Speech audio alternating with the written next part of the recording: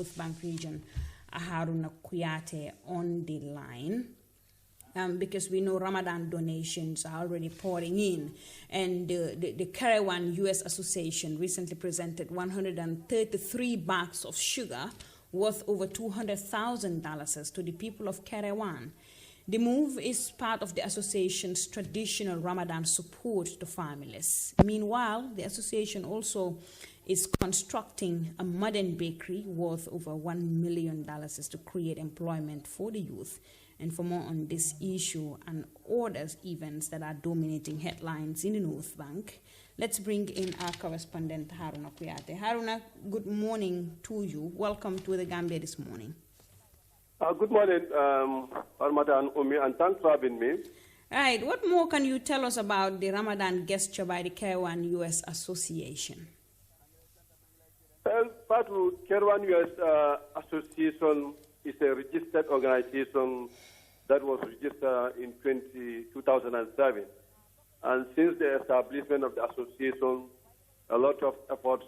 and energy has been put on the table to ensure that people in the diaspora, especially those in America, are able to better coordinate them and also to ensure that they are able to give back to the community where they belong, and that is Kerawan. And this came as a result of initiative of one of the late, like the Moflasise, who traveled to America, and you had a meeting with them, telling them that there is nothing like home. In as much as you are in America, you still belong to a community that is Kerawan, and therefore, at least mobilizing yourself and try to see what can be done to improve and change the life of the people in Kerawan. Cannot be entirely depend on government, but the citizens also have a responsibility. And after that discussion, they were able to really come up with this association called Kerewan U.S. Association, which was headed by one Jikiba Jawara. Jikiba was also one time a ward councillor in Kerawan before he traveled to America. So the initiative started with the involvement of that late old pa, who has been very, very influential. But finally, the citizens in America came to realize that what the old pa is saying, it makes sense, and this is why they were able to form this association. And since the formation of the association, a lot of support has been given back to the community. And this also their traditional Ramadan gift, which started some years back, even last at the outbreak of COVID-19, they really have to consult with the village development committees and the elders of Kerawan, and they came to a conclusion that before giving sugar, food is very, very important. People have to think, people are thinking how to put food on the table. This is why last year the 251 bags of rice of 50 kilos were distributed to the people of the community. But this year they continue to with 133 bags of sugar worth $200,000 that was meant for the people of Kerawan. And people appreciate it. They said, these are people, these are their sons and daughters who continue to at least reflect back, and also knowing that Ramadan is a month of caring and giving. So therefore, as citizens, they also have an obligation to support their people back home. All right, and very briefly, let's talk about the bakery. This will be very interesting for the Njais in Kerawan there. Talk to us about how much employment and ease it will bring to the people of Kerawan. Well, the bakery also came up as a result of a change of decentralized structure, that is the village development committee, because the past committee, they overstayed, and to some extent, sometimes because of the overstaying, the trust and confidence also become very, very challenging. But since the new VDC came up, the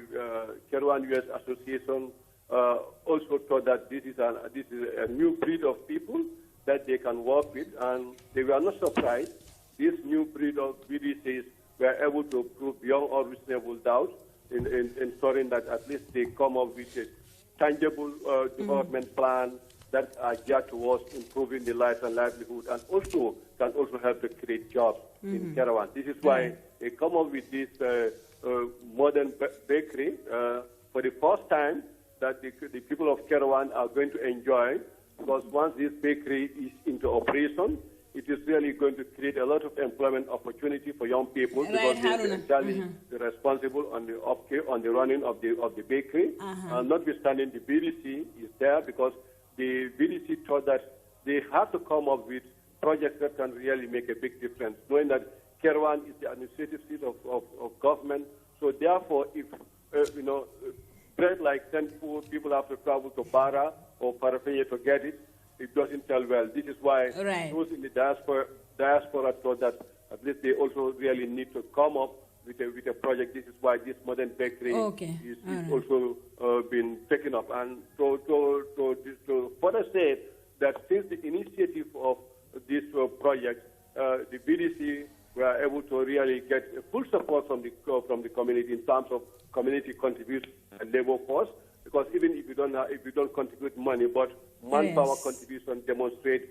their commitments to the project. So this is why this particular project is there to the heart and mind of every people, everyone living in Kerawan and outside Kerawan. They really want to see that this project become a success. The bakery it can project. also make a big difference by transforming the lives and also ensure that people consume quality and standard bread in Kerawan. Right, of course. I don't know, Kuyate, thank you very much. I mean, a lot of employment for youths in Kerewan, but also a lot of bread, right? For the jobs, especially the jobs in Kerewan. I don't know, Kuyate, thank you very much for talking to us in the Gambia this morning. Haruna is our correspondent, and he is very, diligently monitoring events in the North Bank region. Now, we're trying to establish connection with Seydou Camara in the Upper River region. But before we get Seydou, I'll briefly look.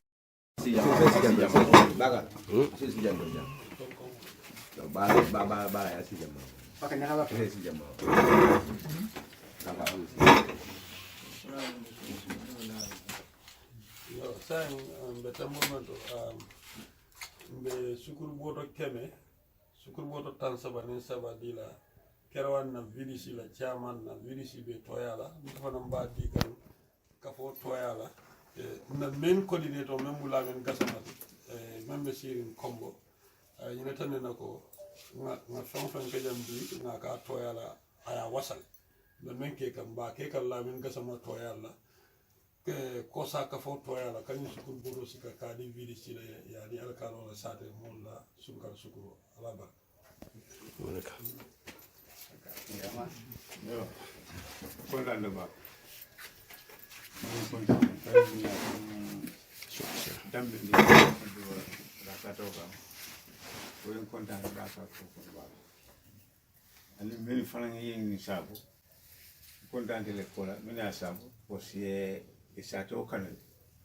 Ko ni isato kanal wala ye fam kanal. So mo nyama. Si bese e kafodwala fo ala yi no tinde men fo men siare yindi si o fana kenu so ni yale aji ko mala fo jama ku jama ko jama lon ko e bo ko do ko kam ni bo do ko kam wala mu yindi ko be furu ko do ko kan ya kudama mu nyaadi le machine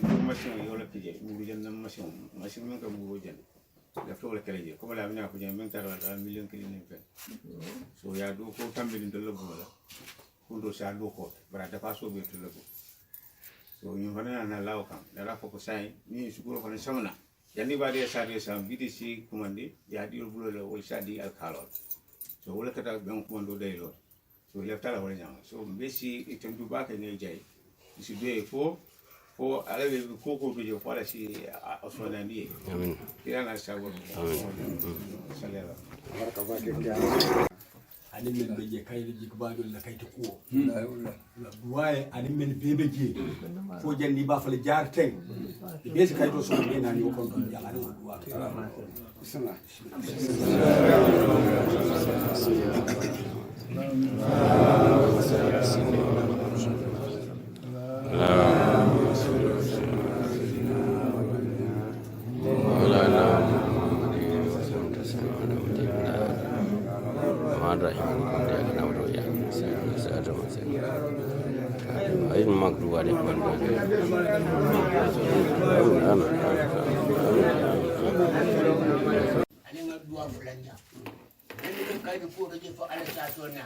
men fane kado so da habo be na kan kalo be ji ko ala sabi so na ala sin nya di la khairal ko ala sin ni tanga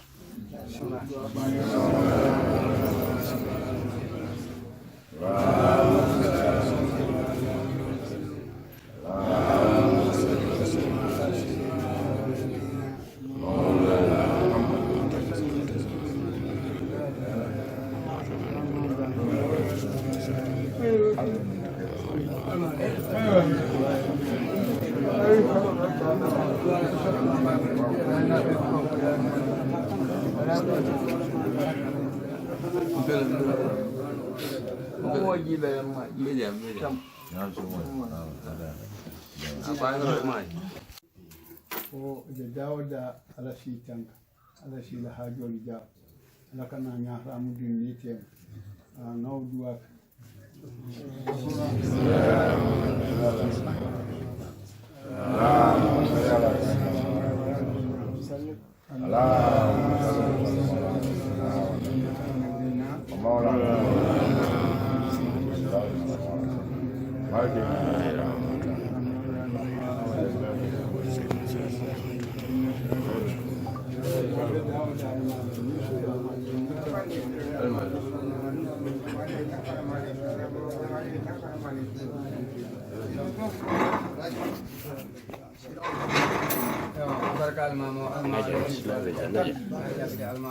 Naja sila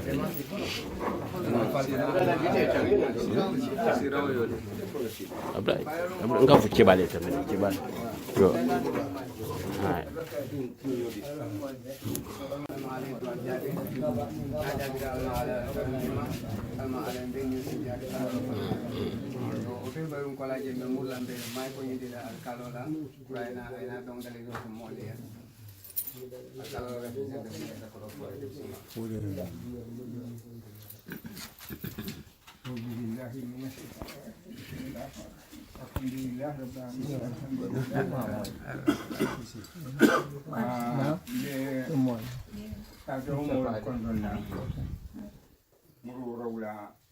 kabila ki sabul min bebe jam ke nyam ko ma be konton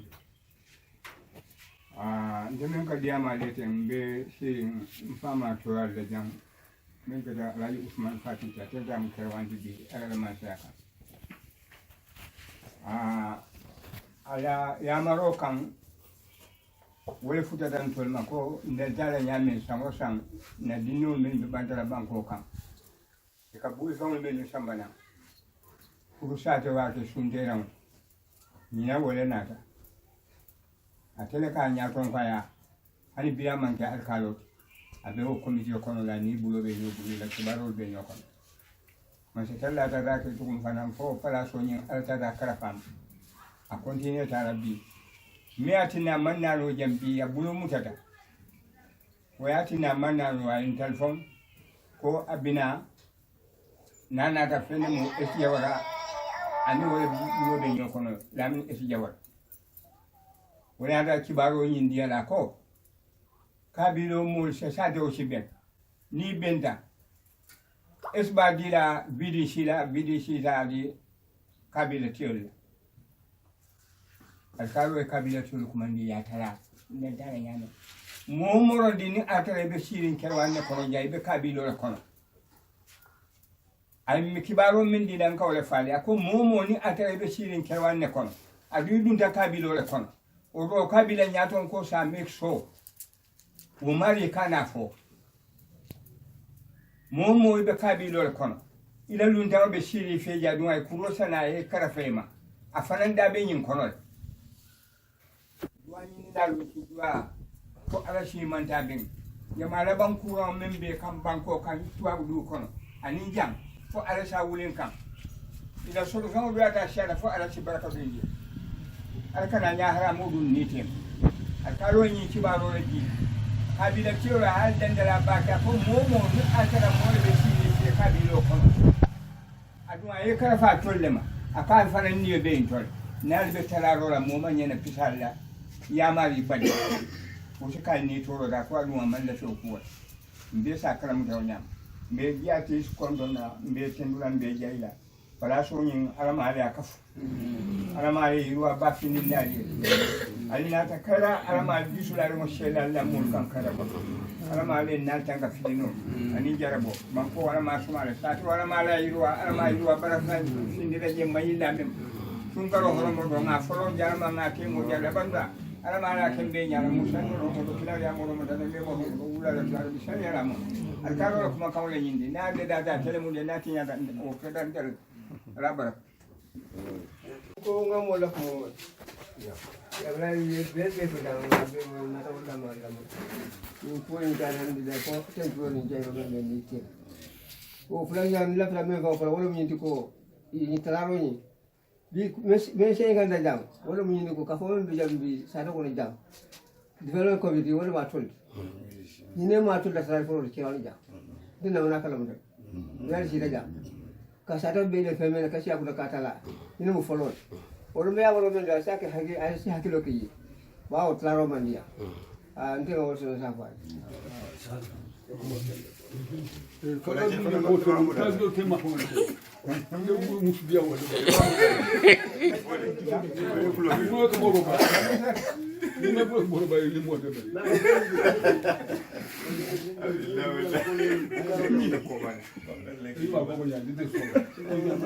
Apa ada deal lah.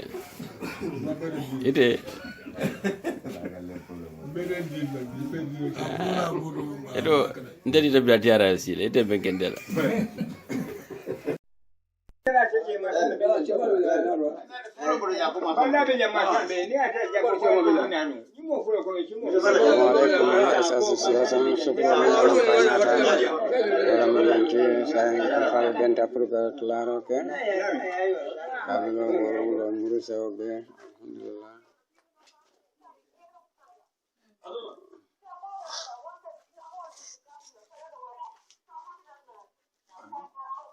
BDC fana ala representative for Boyan abren Kerawan wala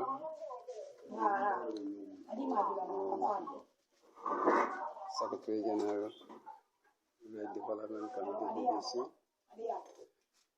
representative from Majara Kunda Kabila head of Korsinota another representative from the Alcala Madikunda representatives, Imam Kunda, Asiasa Kunda,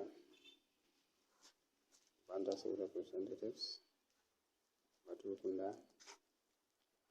Sif Kunda, Zimbatu Kunda, and Fatu Kunda, Amama Kunda, Carlos representatives, also from the Ramadan Kunda. So Mamo be tuntu na jare. Kerawan. Mr. Kewa kasama BDC.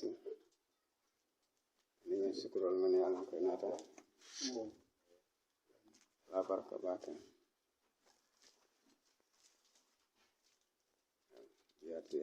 Badingolu assalamu alaikum wa rahmatullahi ta'ala wa barakatuh. Nanyim programme men keta alqur'anu anin sunkaro mina wala futandal ma insha Allah subhanahu wa ta'ala nyin kata kono walem kilala bankeroto sallallahu alaihi wa sallam kafako sadamen fisiyata sadal beti walem sadamin amari ayadi sunkaro kono amari ya bondi sunkaro kono sadanata ke fenti mi yalon ko a nafa siyata wati wo wati bari sunkaro kono nafa men bi je a ñoŋo bi ka sotono nin sunkaro banta wo kammala misilme wo misilme fendiŋo men be bulu isi fere ke ye sada bondi je ñin sunkaro kono kila nata fo kotenke ko ntela manto ako ala mantolu ila ala bato welem alquran karangoti fodum alquran karango damma sikeno baturoti lonnal ko hani niyaje kilaye wo fo welem nyinti ko alqur'ano la yamarolu ka karan ya long yena ya bara alqur'ano la fatandirolu ya karan yena ya tuje walatina kila ko ibadatu ummati tilawatu alqur'an ويعني هنا فيما قال العلماء بالتلاوة العمل بما في كتاب الله تعالى من تعاليم ميرول من بيجي فتندرول من بيجي يامرول من بيجي كوبارا كلاي ولا تولاكو كرانو نيمبي سكنو سونكارو كونو اسكنو فنتي من مسلم موسى موتا ayake jorangoti fo kaman sata labatu ka sada bondi ka alqur'ano karan kela moyala ala yamarul fanan ka bara hani kabi ala batu nyami yalonko Musa keno wati o wati bari Musa siyandi sun karo kono walem suto saloti kila ya fu sallallahu alaihi wasallam ako alaykum bi qiyamil layl fa innahu da'bu salihin qablakum wa qurbatun ila Allah ta'ala wa manhatun 'anil ithmi wa takfirun lis-sayyi'ati wa matradatun lid-da'i 'anil jasad ako misilmolu alka suto saloke walem alka suto nafiloke suto nafilo de atelem mo nyimalu la daji kolti nun jannim misilme yakana annabiyo molu ka kele nun ila mantolu ka kele nun suto salo andu ala batole men ka jongo sutiyandi amari wala wa qurbatun ila Allah asimo sutiyandi amari wala ka sutiyayi mari la nak wobe sotalono ñaadile wolem nim misilmo ya fan korasi ayaje ko man satallala yamarolu asufolu ka kontan ka sawaro ke kake ala fatandirolu asondomo ka taji asufol be ka taji pour kake isaje gomu jikkoletis ko jongoñing akana sutiya mari yolale hadama dingo na sutiyata mari la dron ala la fatandiro la ka tajile ata kelano isaje asi kontano soto wati o wati naye alabatu asi kontano soto wati o wati na borta ku jawola na borta haram ko la fa kanata isaje ay kontano soto isaje nim fen kanata la so kiroto naya ke isaje asi kuya soto wala tinna lonna kilin nene yenyinin karoke annabi la isa la mo dole akaye ko itela lunjumale mo ila fetoti akaye ko ninte sorta lunga men na fotilo boyta ngaje ko man junubo bara awara ma adomandingo ma mira wollu ngolen ka wollu ngolen mutakon bi lunga mun na fetoleti wala tinna al qurbatu ila Allah fennem men kuwo kuusi mo sambano jeeto a jartala mo yaake wolem ko sutiyama satallala andun suta salo fanan fennen men ka junubo tala hadama dingo bala asibali fanan junube barola bari abi kadan jeeto suta salo aka junubo fanan tutu misil moye wa takfirun lisayyiati ku jaw barolu mume suta salo ka tutule aman dan jeeto fanan hani kabi suto salo aka jankaro bondi hadama dingo jato bala kato ye nyim fila kitabol kono ko ala la jon nyimalu ala mo kende jamale sasatanu kuranta fo doctorol me jarano kotenke borol me jarano kotenke hadama dingo la londoto yena suto salo mutadron yaje koy nata jata kende asoto man satallala sembo kan anala la nyino kan o kamala nyin dinkiralu men aketa jamengolti misirolu banta balu min yalonko ka folka benje pour que suto nafilo ke nyin sun karo kono mol be sete siti misil mol be kata benje musolu kelu e beni ngani e nyima yetaje walin dindingol nin kebalu mume bela doku wole men yena fasoto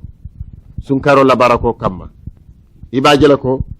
dalil kilinne men ka yitandiro ke misil molla ko sunkaro a barako wartale katu nin sunkaro fata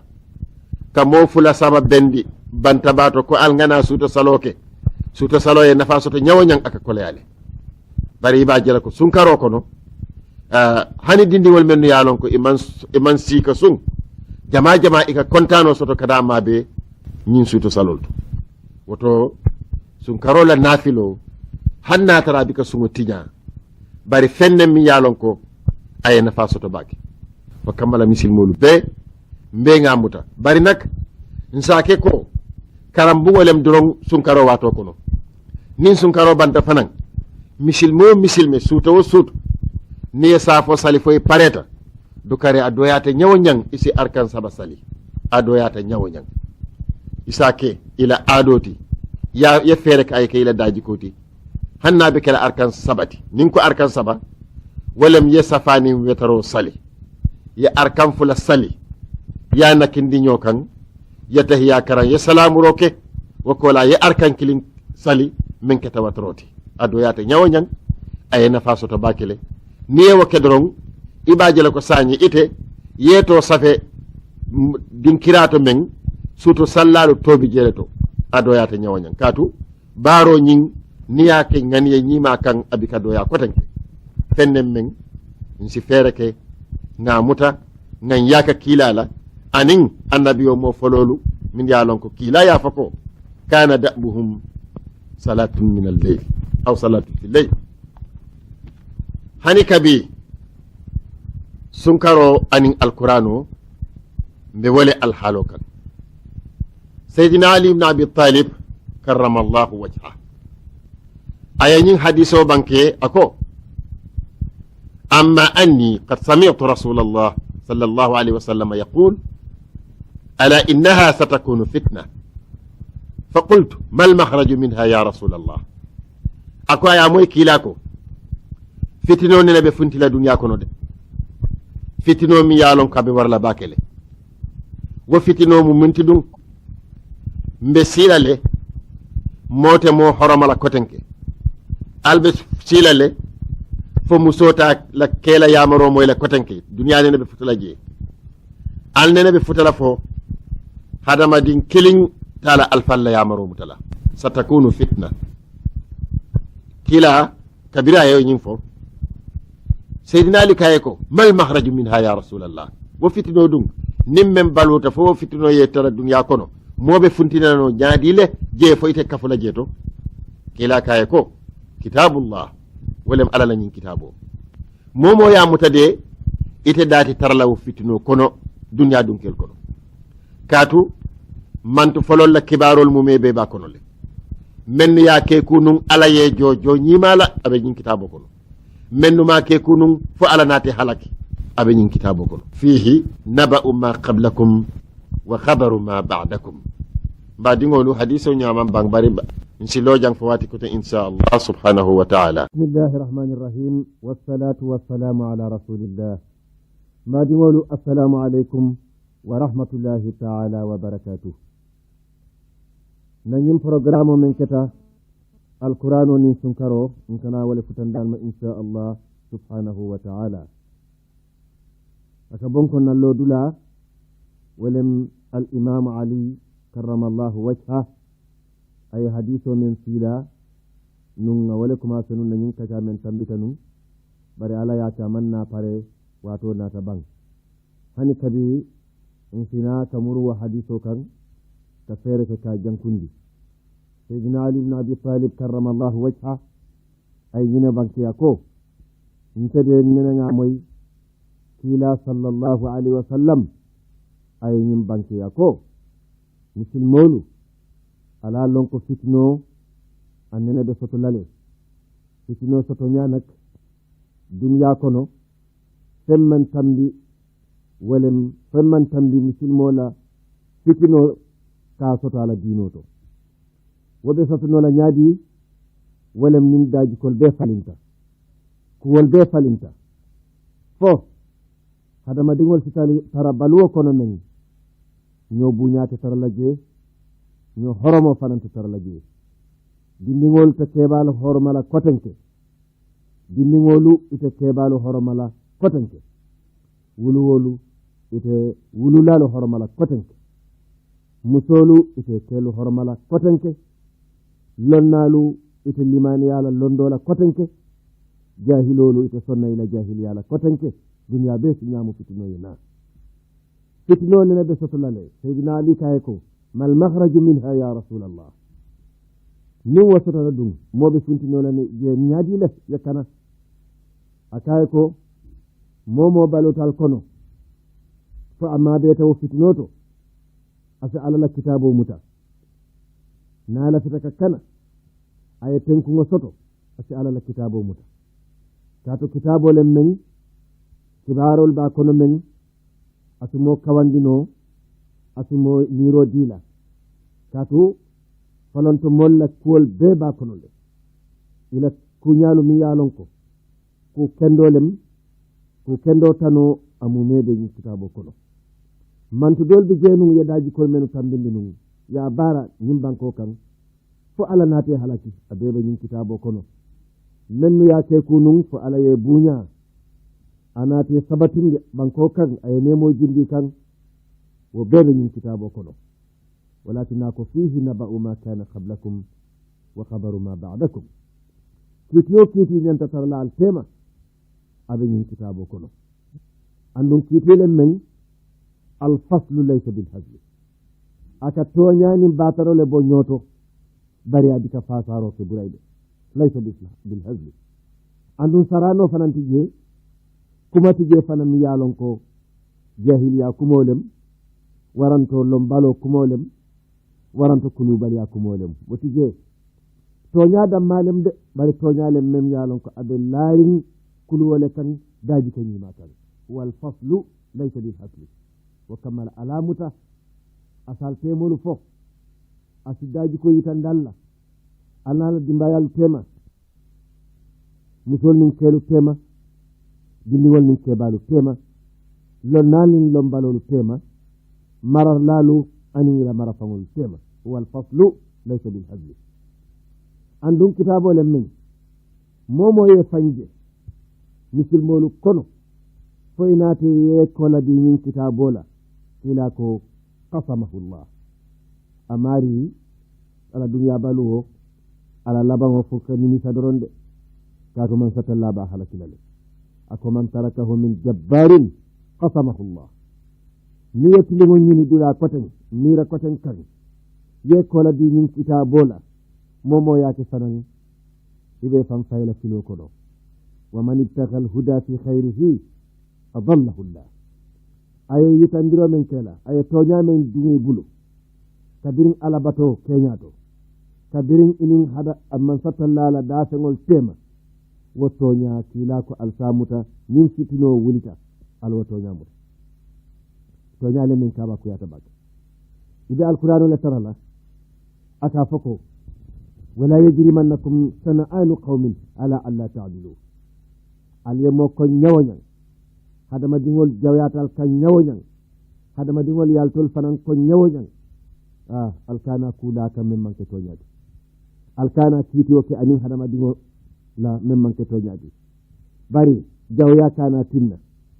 hadama dingol men nyalon ko aman kuke ye kula kan ya tumi kula men amate kana wakko ini moman den dinola wa kammala ye kula kan men amate alkana ke waranto yekkitiyo ke anin hadama din koten tema yewa do fasa min kam makarde njawolem bari karde waranto karde namanke la fil kilim waranto namanke fi kilim waranto namanke dina kilimti alquran ko alkana wake wala yajri mannakum sana'anu qaumin ala alla ta'dilu i'dilu huwa aqrabu littaqwa alkilim ala la dasangol tema alkilim ala la dasangol tema ifa ni kata kiti lati ifa ni mo koten nate wala kiti wala ala yemen fo isi wo fo ifa ni mo koten tema wala yajrimannakum sana'anu qaumin ala alla ta'dilu walakin kilako wa man ittaqa al-huda fi khayrihi adallahu Allah andu ala la julolem men kilako abe bambandim bakele abulu momoy alqur'ano mutay salon ko ala la julo muta kara kilimoɓe alale bulu men mbiyete bulu nima bula aɓe sambal ala kande ala ɗum momo fotataɓe damen to aɓe buñalale kato atemo buñaman solete ako wohuwa zicru alhakim ala to finkogolen fanan finkondirolem ni lafita in nengo yetara ala to fola alqur'anu ya yamaro muta kal alqur'anu fanan kare wa huwa as-sirat al-mustaqim kilolem membe tilindi kilolem abe tilindi hadama dingo jatoto ni lafita ala ya yamare menna i jatoto tilingoto yewata mandi kila ko alfi alqur'anu muta ni lafita katilingoto mandi ini baadi wo tema ini la wululal tema ini la futumuso tema ini la alfalu tema ini sembetiyol tema ini sembentangol tema ako isi alqur'anu muta wa huwa as-siratu al-mustaqim aka bonko kila aka bira futata jang mole ya nyininka mune alqur'anu ko siloti membe tilindin ako huwa alladhi la tasiqu bihi al-ahwa iba tarala hadama diwola nidiya biko dunno akan hadama dingola nidiya waranta ala miro waranta ala sembo wobita alqur'anu mano walakinna acete kitaboti men abe tilindin ye nafulo soto nyawanyang ye sembo soto nyawanyang ye londo soto nyawanyang ye darajo soto nyawanyang alqur'anu wama kalamutako ite wo soto le to nyaadron abe wala fala walakin ako huwa alladhi la tasiqu bihi al-ahwa wala taltabisu bihi al-alsinatu moye diamo no nyawanyang hadama dingon nengo seneyata nyawanyang ila newala seneya woto dunnola alqur'ano la kitiyo kono fokatinya andun kitabo len men lonnalu ka domoroke ni wo kitabo la bari kono bika fano